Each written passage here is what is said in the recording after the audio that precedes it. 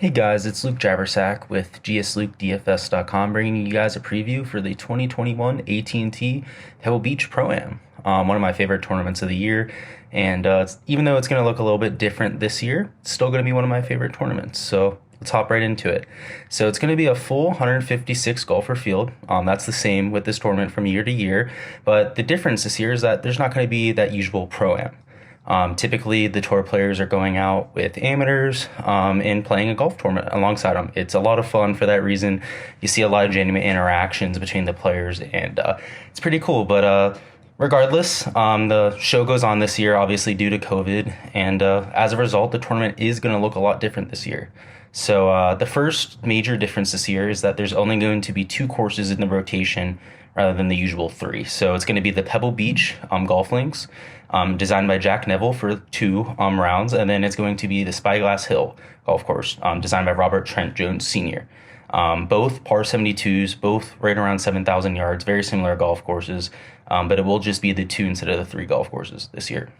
And as a result, the cut is going to happen after 36 holes rather than the 54 with that three-course rotation. So that is something to look out for, and it is going to impact our analysis for this week quite a bit. So with the fact that there is no Pro-Am this year, I expect the golf tournament to play a lot harder than normal. It's typically a pretty easy golf tournament. They set the pins right in the middle of every single fairway, all that kind of stuff, because there's amateurs on the golf course. If you've ever played golf, especially on a muni course, they don't put pins behind sand traps right over water, a foot from the side of a green or anything like that. But on the PGA Tour, that's commonplace. And I expect to see a huge difference in that this week without the amateurs. So there's going to be longer rough as well. So it's not just the harder pin locations, but they're not going to be mowing that rough like they used to. When their amateurs are out there, they want to make sure that they can actually get it out of the rough. When there's 3 to 4 inch rough, I've had to hit out of it a couple times, and it's been horrible every time. I usually have to pitch out sideways with a wedge. And these players, a lot of them are so good that they can get out of it, but it will still impact a tour player's shot. So that's going to be something we keep in mind as well. So we are going to see a much lower score winning this week than we normally do. And by lower, I mean like minus 12 rather than minus 20. There's not going to be as many birdies. There are going to be a lot more bogeys. And yeah, it's going to look like a completely new tournament, which should be pretty cool. So typically what you're looking for at Pebble Beach in this tournament is someone that's good at making birdies, somebody that has a really high birdie or better percentage. That's normally the number one correlated stat, and eagle rate, right? So people that can make eagles can really go low, and then people that can also make a lot of putts. So shots gained putting is something that also pops up on a lot of custom models for Pebble Beach, but that's what we normally see. I don't expect that to be the case this week because it is going to be much harder. The pins are going to be in much more devilish locations than typical. It's not going to be that birdie fest. I'm expecting driving accuracy to be very important. You got to be able to miss that rough. That rough's going to be a lot more penal than normal this week. Shots gained approach is probably going to be, let's say if driving accuracy is 1A, 1B is going to be shots gained approach. These pin locations are going to make your approaches very difficult. They're going to bring a lot of hazards into play this week without the amateurs, and being able to place those approach shots is going to pop up this week. And the last stat I'm focusing on is driving distance. So my main reasoning here is if you guys watched the U.S. Open this year, you saw Bryson DeChambeau just bomb the ball around, hit the ball into rough, and it really didn't matter. And that was with like 5 to 6 inch rough, even harder than what we're going to see this week. So distance can be an equalizer for that rough. So it is going to be something I pop into my model this week. It always is a good little side sauce to have for a player, get that extra distance, have easier shots, but this week it's going to be even more important. So top 3 stats: accuracy, approach, and distance. So another, before I get into some of the players that I like, I just want to mention that pass results. I don't want to say that they're useless this week, but they're much less important than normal. It's going to look a lot different without the amateurs. It's only 2 courses rather than 3, cut after 36 holes. They might as well name it a new tournament. It's not going to be the same as before. So if you're looking at pass results, trying to see who's done well here in the past, probably not the best strategy, especially considering they're not even playing the same courses. So let's get into some of the players I like. So this is before the betting lines come out or any of the DraftKings pricing, but we do have the field, so I am able to point out some of the guys I like.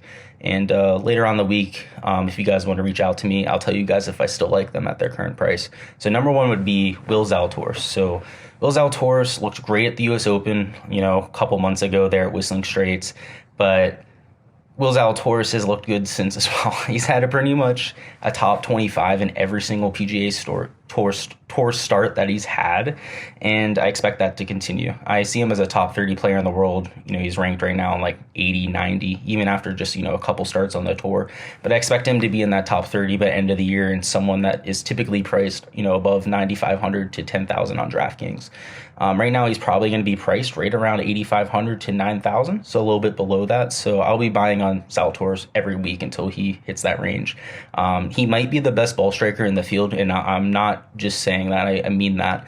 He hits drives like 350 dead straight almost every time, and if you guys saw his shots at the Waste Management Open that ended just yesterday, he had some eagle putts for like 3-4 feet. Now the guy can't putt. He reminds me a lot of Justin Thomas, but he may be one of the best ball strikers in the world, if not the best. So he's underpriced. I think he's a top 30 golfer. Has the potential to be a top 10 someday. So I'm buying in on Will Zalatoris. The next golfer that I have my eyes on this week, this one's a little bit farther down the board, is Sam Burns. So Sam Burns is somebody that, he pops, especially in like round one or round two of golf tournaments. He posts a lot of really low scores, and a lot of that's due to his distance. He's got an elite distance game off the tee, and he keeps it pretty straight as well. He's one of the more accurate drivers, which is pretty rare in this day and age. He's got pretty decent iron play, gets hot from time to time, and he's coming in with great form. He posted a super, super low round last week, and if he can put it together for 2, maybe even 3 rounds, he could see himself a top 15, top kind of 5 finish, and pay off in gambling or DraftKings. So I like Sam Burns this week, and I expect his number to be pretty favorable as well, probably in like the 50 to 60 to 1 to win. And not that I would bet him to win, but a top 5 number on him would look real good. The next name I have now, this is further up the board. This is a pretty obvious name, but somebody that I do like this week, and that is Patrick Cantlay. So Patrick Cantlay is one of the best ball strikers in the world. We know that. He's got a great off the tee game. He's got a great iron game, and he's great around the green. He's pretty much one of the best tee to green players in the world, consistently year in and year out. But what I really like about Patrick Cantlay this week is his just grindy and he grinds hard golf courses well. He plays Jack Nicklaus designs well, infamously difficult designs like at the Memorial, Masters even. And this golf tournament's going to play more difficult than I think people realize. So Patrick Cantlay, if it ends up being a pretty hard week, could go and race a trophy this week. He's a little bit of a sneaky pick as well.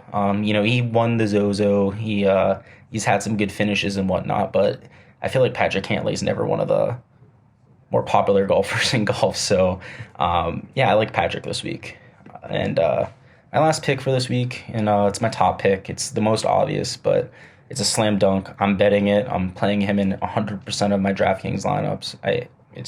Last time I did this was with Bryson DeChambeau at the Rocket Mortgage, and he won. So I have that same kind of confidence in Dustin Johnson this week. JT, I'm not sure if he's in playing. Sorry, I don't know why I said that. But Dustin Johnson is on another level right now. He won the Masters. He took a break here for a while, and then he came back last week and won the Saudi easily. And that was a stacked field. I mean, you had Bryson, you had Fleetwood. You had, a lot of the top 20 golfers over there in Saudi, and Dustin Johnson just ran away with it. He's on a stretch of golf right now that is unmatched. I mean, we haven't seen it since, honestly, Jordan Spieth about 4 or 5 years ago, where he was winning pretty much every golf tournament. And he's the best driver of the golf ball in the world. His irons get hot, and he ends up being the best iron player in the world that week. And I think it's going to play very similarly this week at Pebble Beach to what we saw at the Northern Trust. It was a golf tournament that can sometimes be a birdie pest, but it played harder that week. And I expect Pebble Beach to play a little bit more difficult this week. And last time that happened, DJ won by, I think it was 15 strokes, something crazy. I mean, he was almost 30 under. Harris English, poor guy, was 18 under. So I think it was a little bit less than 15, but I think it was 18 under and like lost by 12 strokes. It was brutal for the guy, but yeah, I expect DJ to come out and win this week. He's going to get an investment from me all over the board. So that's all I got for this week, guys. Thanks for watching, and good luck betting this week.